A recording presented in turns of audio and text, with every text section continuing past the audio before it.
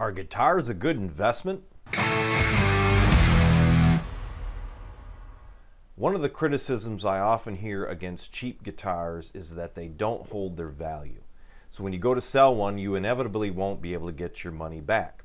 Where an expensive name brand guitar retains its value and therefore is a good investment. But are brand name higher end guitars a good investment? And should we even be buying guitars thinking we'll sell them and make money later on in the first place?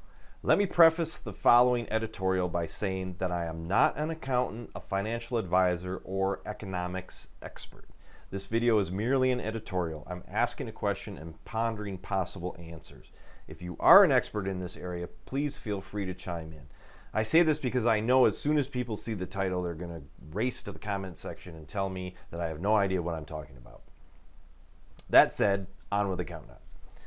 First, let's talk about investments in general. The average 30-year return on the U.S. stock market is just under 8%. A good investment is one that returns around 7% a year. The S&P 500 returns just over 10%, but inflation robs between 2 to 3% of that. An investment return of around 7% means you can expect double your investment every 7 years. I seem to recall regular bank CDs interest rates being as high as 5%. I think those days are long past, however. But that was considered a good investment. So based on these parameters, does the value of a high-end guitar double every 7 years? Will you get 7 to 8% return on your investment? Let's look at the cost of a Fender Stratocaster 30 years ago. In 1994, the cost of a Fender American Standard Stratocaster was $889 for a rosewood fretboard model. The average sales price of a 1994 American Standard on Reverb for the past year is around $1,200. That's an increase of $311 over the course of 30 years. So about $10 increase in value per year. Of course, this also depends on the condition of the guitar when you go to sell it and what the market is like. Also, certain models will gain more and some may even lose value. But let's just for the sake of argument say we have a guitar in excellent condition and we do get $1,200 for it. So $10 a year over 30 years. Is that a good investment? Well, that equates to about 1% annual return, which is 6% less than what is considered a good investment. Now remember, that's if you buy the guitar and keep it in excellent condition for 30 years. Then turn around and actually get what you want to get for it. Okay, so what about more recent guitars? A Fender American Professional 2 Stratocaster, brand new right now, retails for between $1,700 and $1,900. But the same guitars used on Reverb around the same year models can be as low as $1,100. That's a $600 to $800 loss just 1 or 2 years after you buy it. It's kind of like buying a brand new car, how people say it loses half its value as soon as you drive it off the lot.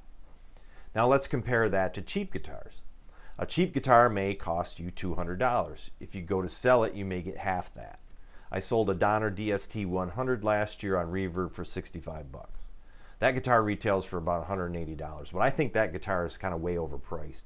And there are more affordable guitars that are just as good or better. The point is, despite a few comments on my other videos that basically say we'll never be able to sell our cheap gear, well, you can. You won't get a whole lot for them, but you didn't invest a whole lot either.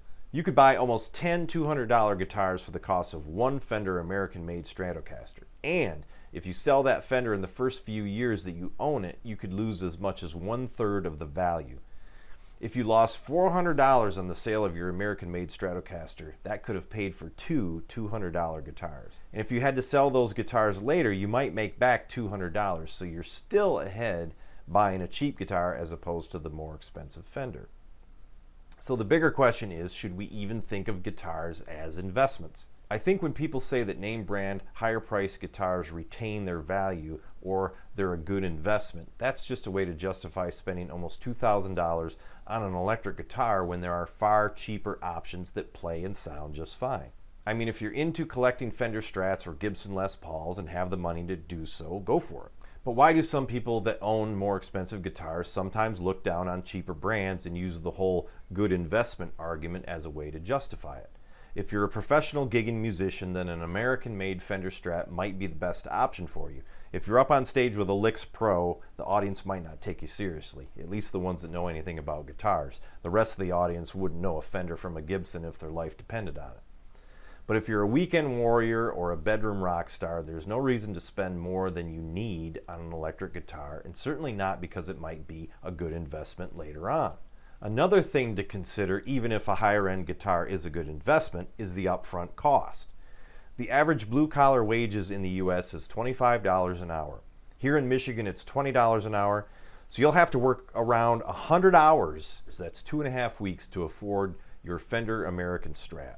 A $200 guitar will take around a day and a half to make enough money, one day if you work overtime. Now, obviously, most workers can't devote an entire day's wages, let alone over 2 months' worth of wages, to a single purchase.